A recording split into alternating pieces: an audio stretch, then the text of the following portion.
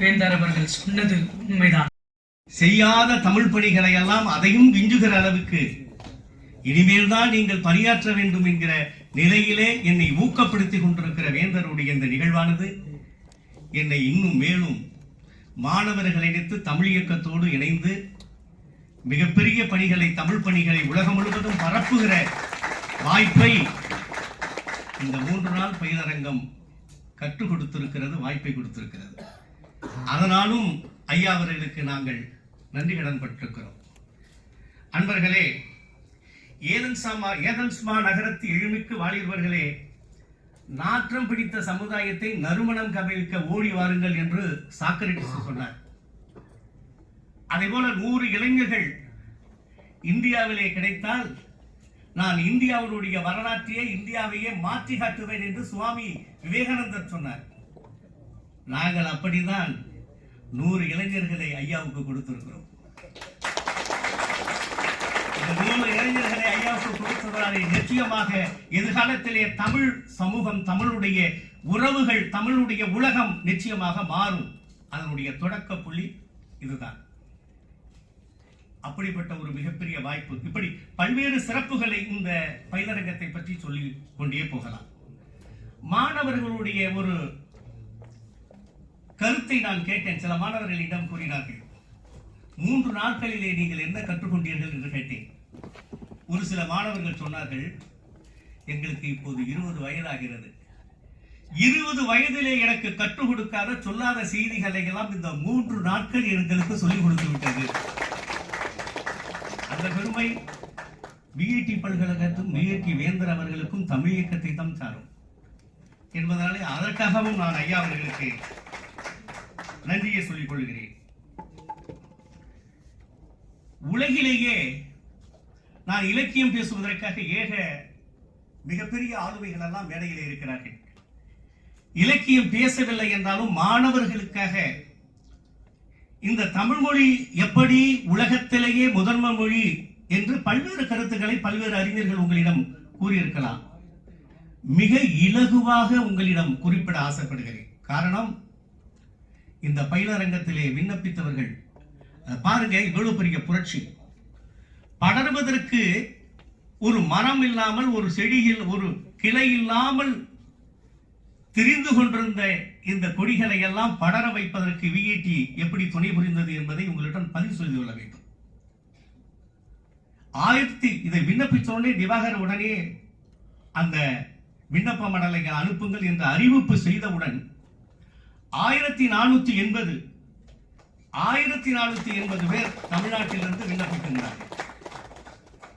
அப்போது அவருக்கு கொடுத்த அறிவுரை என்னவென்றால், 1480 பேரை நீங்கள் மிக மிக கடுமையாக ஆய்வு செய்து அதிலே 100 மாணவர்களை அவர்கள் விண்ணப்பத்தை கொண்டு தேர்வு செய்யுங்கள் என்று கூறியிருந்தோம். ஐயா அவர்களுடைய நெறிப்படி, வழிகாட்டுதலின்படி 100 மாணவர்களை, 1480 மாணவர்களே 100 மாணவர்களை தேர்வு செய்துதான் இங்கே அமர்ந்திருக்கிறார்கள். அடுத்தடுத்து 100 மாணவர்களாக ஆய்வரங்கம் நடத்துவதற்கும் நாங்கள் அணியமாக இருக்கிறோம். அந்த வகையிலே மிக தேர்ந்தெடுத்த மாணவர்கள் தான் இங்கே அமர்ந்திருக்கிறீர்கள். உங்கள் வாழ்க்கையிலே நீங்கள் மறக்க முடியாத இந்த பயிலரங்கத்தை இதுவையே உங்கள் தொடக்க புள்ளியாக வைத்து தமிழ் பணியாற்ற வேண்டும் என்பதுதான் ஐயாவுடைய நோக்கம். அந்த நோக்கத்தை வெற்றியடை செய்ய வேண்டும் என்று நினைக்கிறேன். உலகத்திலேயே மிகப்பெரிய விந்தை என்னவென்றால் ஒரு மொழிதான். உலகத்திலேயே மிகப்பெரிய கண்டுபிடிப்பாளர் யார் என்றால் அந்த மொழியை கண்டுபிடித்தவர் தான். அப்போ இப்படிப்பட்ட ஒரு மொழி கண்டுபிடிப்பு எத்தனை ஆய்வுகளை செய்து, எத்தனை எழுத்துக்களை கொண்டு, எப்படி ஒளி வடிவிலும் வரி வடிவிலும் இந்த உலகுக்கு கொடுக்க வேண்டும் என்று கண்டுபிடித்தானே, அவன்தான் முதல் விஞ்ஞானி. இந்த மொழி இல்லை என்றால் இந்த நாட்டிலே நாகரிகம், பண்பாடு, ஒழுக்கம், அறிவியல் எதுவுமே இருந்திருக்க. இன்னமும் நாம் ஆதிவாசிகளாக தான் காடுகளிலே வாழ்ந்து கொண்டிருந்திருப்போம். அந்த மொழிதான் ஒரு நாட்டினுடைய மிகப்பெரிய சொத்து. அந்த மொழிக்கு நாம் மிகப்பெரிய ஒரு அவசியத்தையும் முதன்மையான இடத்தையும் கொடுக்க வேண்டும். ஒரு நாட்டினுடைய செல்வங்களிலேயே மிகச்சிறந்த செல்வம் எது என்றால் பாவலர் சொல்வார், மொழி என்றுதான் சொல்வார். ஒரு நாட்டினுடைய செல்வங்களிலே தலைச்சிறந்த செல்வம் மொழி என்பதனாலே அந்த மொழியை நாம் பாதுகாக்க வேண்டும். அப்படிப்பட்ட நிலையிலே தான் இந்த மொழி, தமிழ் மொழி பாதுகாக்கப்பட்டு வந்தது. நமக்கு முன்னோடி இருந்தவர்கள் எல்லாம் மிகப்பெரிய தமிழ் பணியை செய்து இந்த நாட்டுக்கு இந்த சொத்தாக நமக்கு அளித்து விட்டு போனார்கள். ஆனால் அதை சிந்தாமல் சிதறாமல் சிதையாமல் நாம் இப்போது பாதுகாத்துக் கொண்டு இருக்கிறோமா என்றால் இல்லை. இல்லை என்பதுதான் விடையாக கிடைக்கிறது. இந்த பயிலரங்கம் நடத்துகின்ற தேவையும் இப்படி மாணவர்களுடைய விழிப்புணர்வு கூட்டம் நடத்த வேண்டிய தேவையும் என்ன ஏற்பட்டது? இந்த காலத்திலே தனித்தமிழ் இயக்கம் நடத்திய மறைமலையடிகளார் பாவானார் பெருஞ்சித்திரனாலாம் இருந்து சாதிக்க முடியாதது இந்த மாணவர்களும் இந்த இயக்கமும் சாதித்து விட போகிறதா என்றால், அது தனித்தமிழ் இயக்கம் ஏற்பட்டதற்கும் அன்றைக்கு ஒரு காரணம் இருந்தது. அன்றைக்கும் இந்த மொழி சிதைந்து கொண்டுதான் இருந்தது. அதை சரி செய்வதற்காக அன்றைக்கு அப்படிப்பட்ட ஒரு தமிழறிஞர்களுக்கு தேவைப்பட்டார்கள்.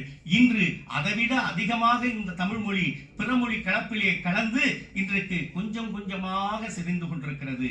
இதை காப்பாற்றவில்லை என்றால் நிச்சயமா தமிழ் மொழியை யாராலும் அழிக்க முடியாது, ஆனால் காப்பாற்ற முடியும். இந்த காப்பாற்றுகிற கடமையை தான் இன்றைக்கு நாம் கையில் எடுத்திருக்கிறோம். அதற்கு ஒரு வேந்தர் எங்களுக்கு தேவைப்படுகிறார். அந்த தேவர் உலகத்திலே வேற எந்த தேவர் வேந்தரும் அதை செய்ய முடியாது என்கிற நிலையில தான் இன்றைக்கு இந்த தமிழ் மாணவர்கள் எல்லாம் உங்களை அடைகலமாகி இங்கே வந்து, ஐயா தமிழை காப்பாற்றுங்கள், ஐயா தமிழை காப்பாற்றுங்கள், நீங்க உங்களை விட்டால் இங்கே யாரும் இல்லை, நீங்கள் இந்த தமிழ் இயக்கத்தின் வழியாக இந்த தமிழை காப்பாற்றுவதற்கு எல்லா கடமைகளும் தகுதிகளும் உங்களுக்கு இருக்கிறது என்று தேடி வந்திருக்கிறார்கள். அந்த வகையிலே மிகப்பெரிய ஒரு நிகழ்வை 3 நாட்கள் இங்கு நடத்தி சென்றிருக்கிறார்கள். அதே போல என்னுடைய வாழ்க்கை நடந்த ஒரு நிகழ்வை மிக சுருக்கமாக சொல்லிக்கொண்டு இந்த என்னுடைய ஒரு சிற்றுரையை முடிக்கிறேன். எனக்கு சொந்த ஊர் திருவாரூர். ஏன்னா மாணவர்களுக்கு அங்க ஆப்பிரிக்காவில் அவர் இருந்தார், ஆஸ்திரேலியாவில் அறிஞர் இருந்தார், அமெரிக்காவில் இருந்தார். அந்த அறிஞர்களுடைய பெயரை சொல்லி ஒரு வரலாறை சொல்ல நான் விரும்பவில்லை. கண்ணுக்கு எதிரே இருக்கிற ஒருவரை சொல்லி நான் என்னுடைய இந்த செய்தியை உங்களோடு பகிர வேண்டும். நான் பிறந்தது திருவாரூர். எனக்கு 5 வயது இருக்கும்போது தந்தை பெரியார் அவர்கள் திருவாரூரிலே ஒரு கூட்டத்துக்கு வந்த போது எங்கள் வீட்டிலே 2 நாள் தங்கினார். அப்போது எனக்கு பெயர் சிவகுமார். நன்றாக புரிந்து கொள்ள வேண்டும் நண்பர்களே, எனக்கு சிவகுமார் என்று பெயர் வைத்தது என் தந்தை தாயார். காரணம், அவர் ஒரு சிவபக்தை. 5 வயதிலே தங்கி அன்று மாலையில் நடந்த கூட்டத்திலே திடீரென்று எனக்கு 5 வயது இருக்கும் போது என்னை தூக்கி மேடையிலே விட்டு விட்டார்கள். எனக்கு அது சரியா நினைவு இல்லை. இருந்தாலும் அந்த செய்தி மேடையிலே என் தாய் தந்தையார்களாம் அந்த கூட்டத்தினர்களாம் மேடையில் விட்டாங்க. நான் தந்தை பெரியாருடைய அருகிலே என்னை நிற்க வைத்து விட்டார்கள். அடுத்த ஓரிரு நிமிடங்களிலே வெள்ளியிலே வீரவாளை கொண்டு வந்து என் கையிலே கொடுத்திருக்கிறார்கள். இந்த வெள்ளி வீரவாளை பெரியாருக்கு கொடுக்க வேண்டும். யாரு கொடுக்கணும்? 5 வயதாகிய சிவகுமார் ஆகிய நான் கொடுக்கணும். அப்படி என்று அந்த நிகழ்வு. நான் வெள்ளி வீரவாளை பெரியாருக்கு கொடுக்கிறேன். பெரியார் வெள்ளி வீரவாளை வாங்கி கொள்ளுகிறார். வீரவாளை வாங்கி கொண்டு பெரியார் மேடையிலே பேசும்போது சொல்லுகிறார், இந்த சிறுவன் எனக்கு வெள்ளியாலான ஒரு வீரவாளை அவன் உயரத்துக்கு கொடுத்திருக்கிறான். இந்த வெள்ளி வீரவாள் என்னுடைய இறப்புக்கு மறைவுக்கு பிறகு யார் எடுத்துக்கொள்ள போகிறார்கள், எங்கு இருக்க போகிறது என்பது தெரியாது. ஆனால் அவன் வெள்ளி வீரவாள் கொடுத்ததுக்கு மாற்றாக நான் எதையாவது செய்ய வேண்டும் அல்லவா? அதனால் இவனுக்கு பெயர் வைத்தது யார் என்று எனக்கு தெரியாது. ஆனால் இவனை பெயரை நான் மாற்ற போகிறேன் என்று மேடையிலே சொன்னார். உடனே சொன்னார், பச்சை தமிழர் காமராஜருடைய பெயரை உனக்கு நான் சூட்டுகிறேன் என்று சொன்னவுடன் அந்த கூட்டத்தில் இருந்தவர்கள் எல்லாம் 3 முறை காமராஜ் காமராஜ் என்று அழைத்தார்கள். ஆக பெரியார் எனக்கு காமராஜ் என்று பெயர் வைத்தார். அதன் பிறகு கியாபே விஸ்வநாதன் அவர்களுக்கு 95 வயது. நான் முதலாளே அப்ப எங்களிடம் சொன்னது என்னவென்றால், தம்பி நீ தமிழ்தான் படிக்க வேண்டும், தமிழ் வழியிலே தான் படிக்க வேண்டும், தமிழே தான் உயிராகவும் மூச்சாகவும் பேச்சாகவும் வைத்துக் கொள்ள வேண்டும் என்று என் தந்தையார் எனக்கு கொடுத்த அறிவுரை. நான் படித்தது தமிழ் வழியிலே தான். ஆங்கிலம் கலப்பு இல்லாமல் படித்தேன். அப்படி படித்த நான் முதலிலே தமிழாசிரியராக மயிலாடுதுறையிலே ஒரு பள்ளியிலே பணியிலே சேருகிறேன்.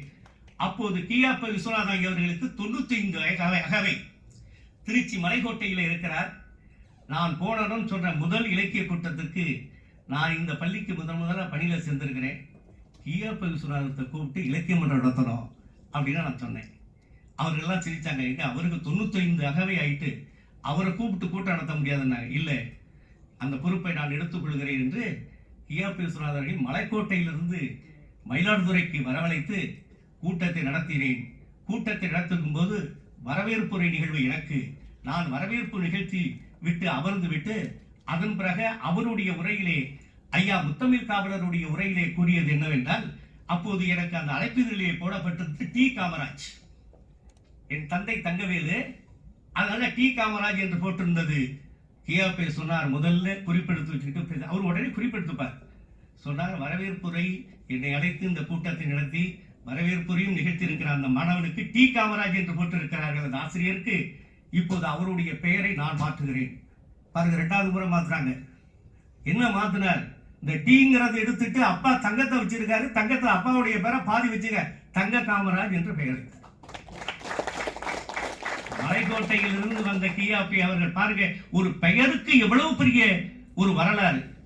அப்படிப்பட்ட கியாபி முத்தமிழ் காவலர் என்று இந்த தமிழக மக்களாலே அழைக்கப்பட்டவர் இல்லைங்களா? அப்படிப்பட்ட கியாபிக்கு பிறகு தமிழை அவர் எப்படி வளர்த்தார் என்று வேந்தரையாவுக்கும் ஏழையிலே இருக்கிற அறிஞர் பெருமக்களுக்கும் நன்றாக தெரியும். பெரியாரால் பெயர் வைக்கப்பட்டு முத்தமிழ் காவலராரை முதலெழுத்து மாற்றப்பட்ட நான் மலைக்கோட்டையில் இருக்கிற கியாபி விஸ்வநாதன் பெயரை மாற்றினார். இங்கே வேலூர் கோட்டையில் இருக்கிற வேந்தர் என்னை ஏற்றுக்கொண்டார் இல்லைங்களா? அதனால முத்தமிழ் காவலர் தொடங்கி வைத்த அந்த நிகழ்வை நான் நினைக்கிற போது, இன்றைய நிலையிலே தமிழ்நாட்டிலே தமிழை காப்பாற்றக்கூடியவர் வேந்தர் என்பதனாலே ஏன் அவரை நாம் எல்லாம் மாணவர்கள் தாமிலே தமிழ் காவலர் என்று அழைக்கக்கூடாது? முத்தமிழ் காவலரை கூட ஒரு தமிழ் காவலர் வேலூரில் இருந்து கிடத்திருக்கிறார். அதுவும் கோட்டை தான், இதுவும் கோட்டை தான் என்பதனாலே இப்படிப்பட்ட சிறப்பு மிக்க வேந்தர் ஐயா அவர்கள் மிக புரட்சியை, ஒரு கால புரட்சியை இங்கே ஏற்படுத்தியிருக்கிறார்கள். ஐயா அவர்களே, மிகப்பெரிய ஒரு தேவையை தமிழுக்கு, ஐயா அவர்களுக்கு நான் கோரிக்கையாக வைக்கிறேன். தமிழுக்கான தேவையை இந்த நாட்டிலே அதிகப்படுத்த வேண்டும். தமிழுக்கான தேவை இருந்தால் தமிழுக்கான பணி அமைப்புகள் இங்கு ஏற்படும். தமிழ் படிக்கிற மாணவர்களுக்கெல்லாம் ஒரு நம்பிக்கை ஏற்படும். இந்த அரசு முன்னெடுக்கிறதோ இல்லையோ, ஒரு நடுவண் அரசு எடுக்காது, ஒரு மாநில அரசு எடுக்க வேண்டும், எடுக்கிறதோ இல்லையோ பல்வேறு பணிகள். ஆனால் உங்களை போற்ற வேந்தர்கள், உங்களை போற்ற தமிழறிஞர்கள், தமிழ் மீது பற்று கொண்டவர்கள், ஈடுபாடு கொண்டவர்கள் இதை செய்ய முடியும். தமிழ் மீது ஒரு தேவையை ஏற்படுத்துங்கள், ஒரு நம்பிக்கை ஏற்படுத்துங்கள். இந்த மாணவர்களால் தாழ்வு மனப்பான்மையிலே தமிழ் படித்தால் நமக்கு வேலை கிடைக்காதா, தமிழ் படித்தால் நாம் உயர முடியாதா என்கிற ஒரு தாழ்வு மனப்பான்மையோடு தனக்கு கீழே இருக்கிறவர்களை தான் பார்க்கிறார்களே தவிர தமிழால் மிக உயரத்துக்கு சென்ற பெரிய அறிஞர்களை இவர்கள் பார்ப்பதே கிடையாது. அப்படி பார்க்க வேண்டும். நிறைய தமிழரை படித்துவிட்டு இந்த உலகத்திலே மிகப்பெரிய அளவில் இருக்கிறவர்களாக இருக்கிறார்கள். ஆனாலும் இவர்களுக்கு அடிப்படை தளத்தை அமைத்து கொடுக்க வேண்டியது ஒவ்வொரு தமிழர்களுக்கும், முன்னேறிய தமிழர்களுக்கும் மிகப்பெரிய ஒரு பொறுப்பு இருக்கிறது. அந்த வகையிலே தனியார் நிறுவனங்களிலே கூட தமிழருடைய தேவையை ஏற்படுத்த வேண்டும். ஒரு தனியார் நிறுவனம் இருக்கிறது, அது பொருளை விற்பனை செய்ய வேண்டும் என்றால் அவர்கள் ஆங்கிலத்திலும் இந்தியிலும் தான் அந்த விளம்பர, அந்த பதாகைகளும் விளம்பர செய்திகளையும் கொடுக்கிறார்கள். ஆனால் அதிலே தமிழ் இருக்க வேண்டும் என்று செய்யுங்கள் என்றால் அந்த நிறுவனத்திலே ஒரு தமிழ் மாணவனாவது வேலைக்கு சேருவான், ஒரு தமிழ் இளைஞனுக்காக அந்த நிறுவனத்திலே வேலை கிடைக்கும். அப்படிப்பட்ட ஒரு நெருக்கடியை தமிழின் தேவைகளை இங்கே ஏற்படுத்த வேண்டும். இவர்கள் எங்கெல்லாம் செல்கிறார்களோ அங்கெல்லாம் தமிழ் இருக்க வேண்டும், தமிழுக்கு முன்னுரிமை கொடுக்க வேண்டும் என்பதுதான் எங்களுடைய கோரிக்கை. இன்றைய கோரிக்கை இல்லை, பல நாட்களாக தமிழக அரசிலே நான் வைத்திருக்கிற கோரிக்கை. அதன் வெளிப்பாடுதான் இப்படிப்பட்ட மாணவர்களை நாம் எங்க இயக்கத்திலே சேர்ந்து உருவாக்கினோம். இப்போது இந்த அமர்விலே இன்றைய பயிலரங்கம் ஒரு சிறப்பான பயிலரங்கம் என்ற ஒரு செய்தியோடு தான் நீங்க வந்திருக்கிறேன். எப்பவும் ஒரு கூட்டம் நடந்துனா ஒரு தீர்வு வேணும், ஒரு கோரிக்கை வைக்கணும். ஒரு மாநாட்டில் தான் கோரிக்கை வைக்கணும்னு இல்லை, ஆனால் இப்படிப்பட்ட வேந்தர்கள் எல்லாம் இருக்கிற, அறிஞர் பெருமக்கள் எல்லாம் இருக்கிற இடத்துல ஒரு கோரிக்கை வைக்கிறது தவறு கிடையாது. ஆனால் இந்த பயிலரங்கத்திலே நான் கோரிக்கை வைக்கவில்லை, ஒரு செய்தியை உங்களோடு சொல்லி மகிழ்கிறேன். இந்து சமய அறநிலை ஆட்சித்துறை இப்போது மிகப்பெரிய ஒரு பணியை தொடங்கி இருக்கிறது. அது எங்களை போன்றவர்களுடைய நெடுநாளைய ஆசையை நிறைவேற்றி கொடுத்திருக்கிறது இந்து சமய அறநிலை ஆட்சித்துறை. நான் கூறினேன், இந்த தமிழ்நாட்டில் இருக்கிற திருக்கோயில்களுடைய வரலாறு, கல்வெட்டு வரலாற்றை எல்லாம் எழுத வேண்டும். அறிஞர்கள் எல்லாம் இந்த பொறுப்பை கொடுத்தார்கள். எனக்கு என் உள்ளத்திலே இருப்பது தமிழ் படித்த மாணவர்களுடைய முன்னேற்றம் தான். நான் அவர்களிடம் வைத்த கோரிக்கை, நீங்கள் தமிழ் அறிஞர்களிடம் அவர்களிடம் கொடுக்காதீர்கள். தமிழ் படித்துவிட்டு தமிழ் படிக்கிற எத்தனையோ மாணவர்கள் தமிழ்நாட்டிலே இருக்கிறார்கள். இந்த வாய்ப்பை அவர்களுக்கு கொடுங்கள் என்று கேட்டேன். அவர்கள் உடனடியாக அதை பற்றி ஒரு கூட்டம் போட்டு கடந்த திங்கள் ஒரு ஆணையர் அளவிலே, அமைச்சர் அளவிலே கூட்டம் போட்டு கிராமப்புறங்களிலே, சிற்றூர் புறங்களிலே இருக்கிற கோயில்களை எல்லாம் இந்த வரலாற்றை எழுத சொல்வீர்களா மாணவர்களை என்று கேட்டார். நிச்சயமாக எழுத சொல்வேன். தமிழ்நாடு முழுவதும் இருக்கிற சிற்றூர்களிலே, ஊர்புறங்களிலே இருக்கிற சிறு சிறு தெய்வ வழிபாடு செய்றாங்க. அந்த தெய்வ வழிபாடு, அந்த கோயில்களுடைய வரலாறை மாணவர்கள் கையிலே ஒப்படையுங்கள். இந்த மாணவர்கள் எழுதி உங்களுக்கு கொடுப்பார்கள். மிகப்பெரிய களஞ்சியமாக தமிழக அரசிலே வெளியிடுங்கள் என்று என் கோரிக்கையை இந்த அரசு ஏற்றுக்கொண்டதனுடைய வெளிப்பாடு இன்றைக்கு மாவட்டத்துக்கு இந்த மேடையிலே இதை அறிவிப்பதிலே நான் மகிழ்ச்சி அடைகிறேன். இன்றைக்கு மாவட்டத்திற்கு 5 பேர், அந்த 5 பேர் கூட இந்த கூட்டத்திற்கு, இந்த பயிலரங்கத்திற்கு வந்திருக்கிற 100 பேரிலே ஒரு மாவட்டத்துக்கு 5 மாணவர்களை தேர்ந்தெடுத்து ஒரு பக்கத்துக்கு 1000 ரூபாய். நீங்கள் தூய தமிழிலே எழுதி அந்த வரலாற்றை, உங்களுடைய உள்ளூரிலே இருக்கிற கோயிலுடைய வரலாற்றை ஒரு பக்கம் எழுதி 5 பக்கம் குறையாமல் எழுதணும். 5 பக்கத்துக்கு 5000 ரூபாய். அதுக்கப்புறம் 10 பக்கம் வரைக்கும் நீங்க எழுதலாம். 5000 ரூபாய் தான் படங்களோட போட்டு கொடுக்கணும். இந்த பணியை இந்த மேடையிலே, இந்த பயிலரங்கருடைய நிறைவு விழாவிலே நான் உங்களுக்கு அறிவிக்கிறேன். இன்று வந்திருக்கிற மாணவர்கள், விருப்பமுள்ள மாணவர்கள், உங்களுடைய பெயர்களை கொடுங்கள். நீங்கள் எத்தனை கோயில் வேணாலும், ஒரு கோயிலுக்கு 5000 ரூபாய், நீங்க 10 கோயில் உங்க ஊர்ல இருந்தாலும் 15 50,000 ரூபாய் நீங்கள் படிக்கிற போதே உங்களுக்கு ஒரு நம்பிக்கை வந்துடும். தமிழிலே, தூய தமிழிலே எழுதினால் இந்த அரசு உங்களை மதிக்கும் என்பதற்கு இது ஒரு எடுத்துக்காட்டு என்பதை இங்கு நினைத்துக் கொள்கிறேன். அதே மாதிரி கடைசியா நிறைவாக ஒரு மனக்குமுறலை இங்கே நான் கூட்டி செல்ல வேண்டியிருக்கிறது. தமிழுக்கென்று ஒரு தனி பல்கலைக்கழகம் உலகத்திலே ஒரே பல்கலைக்கழகம் தஞ்சை தமிழ் பல்கலைக்கழகம் தான். அதை தஞ்சை தமிழ் பல்கலைக்கழகம் சொல்லக்கூடாது. ஏன்னா உலகத்திலேயே ஒரே பல்கலைக்கழகம் இருக்கிறதுனால தமிழ் பல்கலைக்கழகம் தஞ்சாவூர் தான். அப்படி இருப்பதனாலே புரட்சி தலைவர் பொன்மனச்செம்மல் எம்ஜிஆர் அவர்கள் 1981ஆம் ஆண்டு இந்த மொழியினுடைய மேன்மையை கருதி, இந்த மொழி எவ்வளவு பெரிய மொழி என்பதை கருதி, இதற்கு ஒரு தனி பல்கலைக்கழகத்தை தோற்றுவிக்க வேண்டும் என்று 1981 தஞ்சாவூரிலே 1000 ஏக்கர் நிலப்பரப்பில் பல கோடி ரூபாய் செலவிலே, மேலிருந்து பார்த்தால் தமிழ்நாடு என்று தெரியும், அந்த அளவுடைய கட்டமைப்புடன் அதை உருவாக்கினார். என்ன நோக்கத்துக்காக உருவாக்கினார் என்றால், உலகத்திலேயே தமிழுக்காக தனி பல்கலைக்கழகம் வேறு எங்கும் இருக்கக்கூடாது, எதிர்காலத்திலே இது தமிழை வளர்ப்பதற்கு பயன்பட வேண்டும் என்ற நோக்கத்திலே வெளியிட்டார். ஆனால் அன்பர்களே, 3 நாட்களுக்கு முன்பு ஒரு செய்தித்தாளிலே நான் படித்தேன், தமிழ் பல்கலைக்கழகம் தள்ளாடுகிறதா.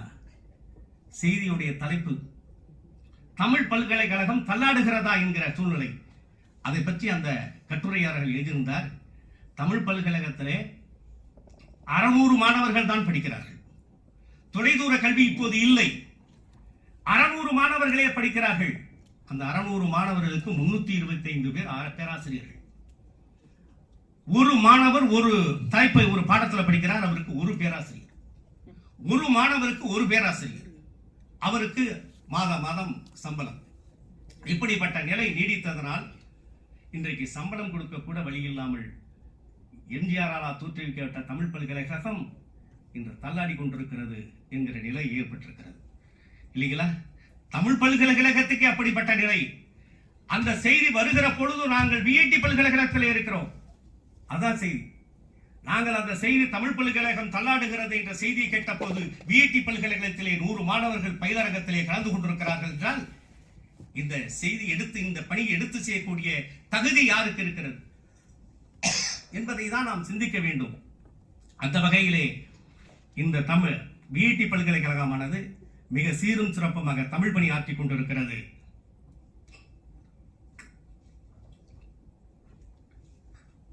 அன்பர்களை, ஒரு செய்தியை மிக சுருக்கமாக சொல்கிறேன்.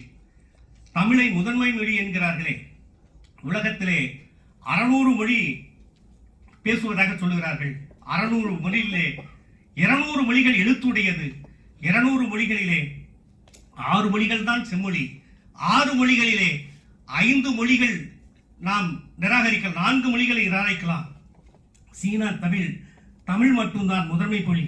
அது அகழ்வாராய்ச்சியிலே சொல்லிவிட்டார்கள் என்பதனாலே நீங்களெல்லாம் தமிழை மிக ஆழமாக கற்று பயனட வேண்டும் என்று மீண்டும் கேட்டுக்கொண்டு விடைபெறுகிறேன். நன்றி, வணக்கம்.